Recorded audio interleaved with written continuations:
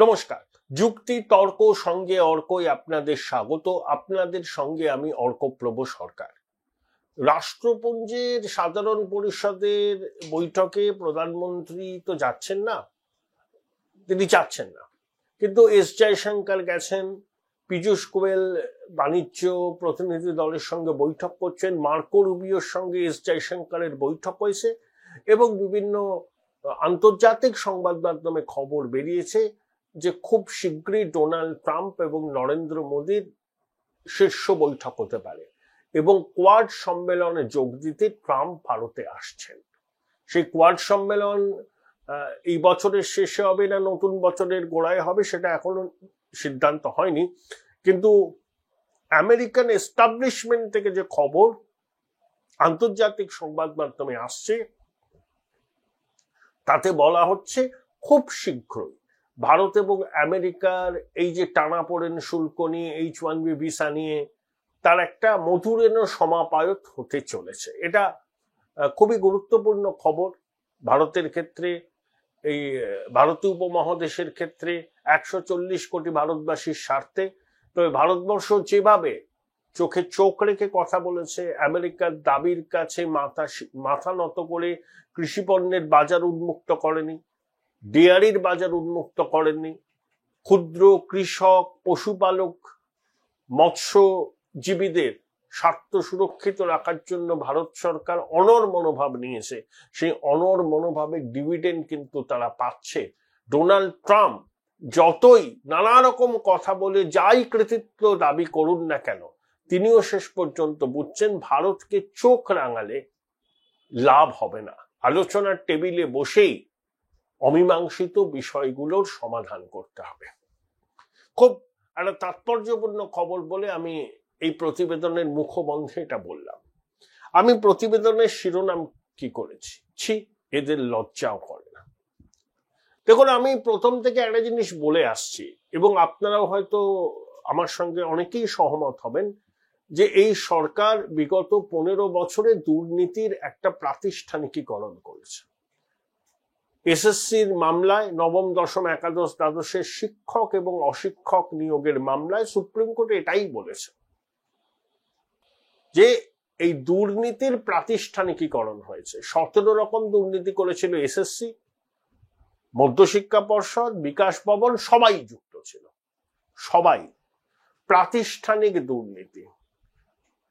আদালতে খবর সম্পর্কে যারা ওয়াকিবহল তারা বলছিলেন যে এসএসসি তো টিপ অফ অ্যান আইসবার্গ, প্রাথমিকে যা ঘোটালা হয়েছে তা এসএসসি কেও লজ্জা দেবে।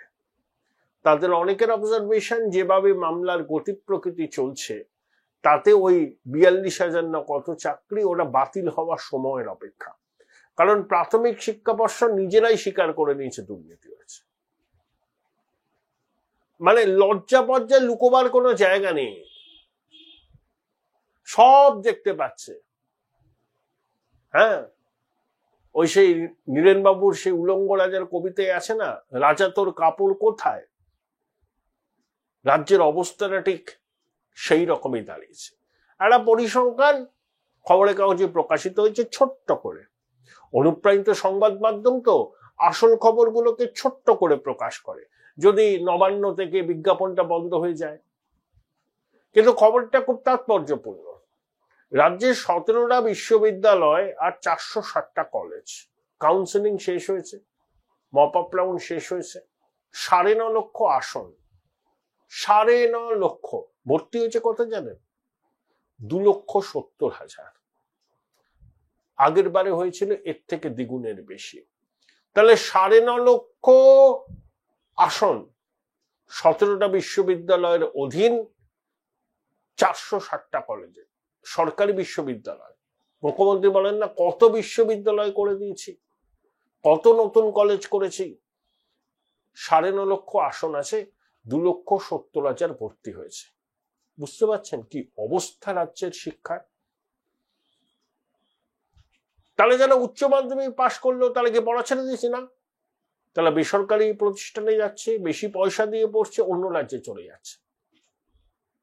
ছাড়তে চাইছে এই রাজ্যটা, কারণ ঈশ্বর পরিত্যক্ত বঙ্গদেশ। আর শিক্ষার মেরুদণ্ডটা এরা ভেঙে দিয়েছে। শিক্ষা নিয়ে আমাদের একটা গর্ব ছিল। মাঝে মধ্যে নোবেল লরিয়েটের কথা বলেন না মুখ্যমন্ত্রী, রামমোহন রবীন্দ্রনাথ, বিদ্যাসাগরের বাংলা, নজরুলের বাংলা, তা রবি ঠাকুর থেকে নজরুল, সুকান্ত থেকে জীবনানন্দ, মানে অমর্ত্য সেনরাও পর্যন্ত লজ্জিত হবেন পশ্চিমবঙ্গের এই শিক্ষার হাল দেখে। কারোর কোনো ভ্রুক্ষেপ নেই। বিরোধীরা একটা অভিযোগ করছে ইচ্ছাকৃত করে সরকারি শিক্ষা ব্যবস্থাকে ডকে তুলে দেওয়া হচ্ছে যাতে ওই বেসরকারি প্রতিষ্ঠানগুলো ফুলে ফেঁপে উঠতে পারে। অনেক বেসরকারি শিক্ষা প্রতিষ্ঠানের কর্ণধার দিদিমণির অত্যন্ত ঘনিষ্ঠ, তারা দিদিমণির সঙ্গে বিদেশ টিদেশেও যান। এটা বিরোধীদের একটা অভিযোগ আছে। যে শিক্ষা ব্যবস্থাটা কতটা খারাপ হয়ে গেছে তার প্রমাণ কি জানেন? খুব তো বড়াই করছিল এসএসসি পরীক্ষাটা হওয়ার পর, দেখলেন দিদিমণির আমলে কি সুষ্ঠুভাবে পরীক্ষা হয়েছে, যোগী রাজ্য থেকে সব পরীক্ষা দিতে এসছে।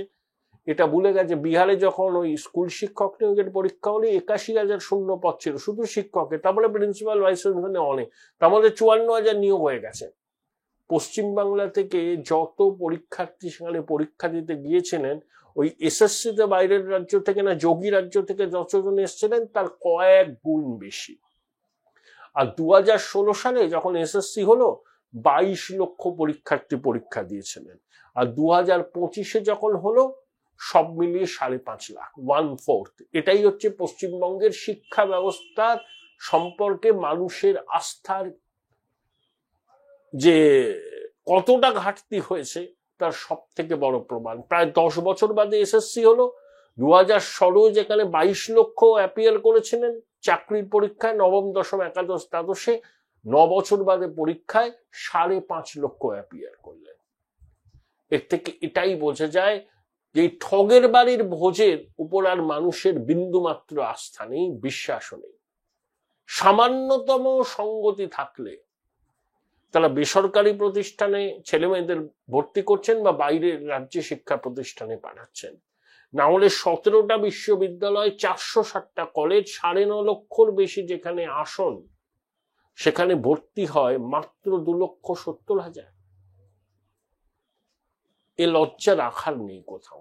কিন্তু নাট্য বসু থেকে শুরু করে মাননীয়া কারোর কিন্তু লজ্জা শরম নেই।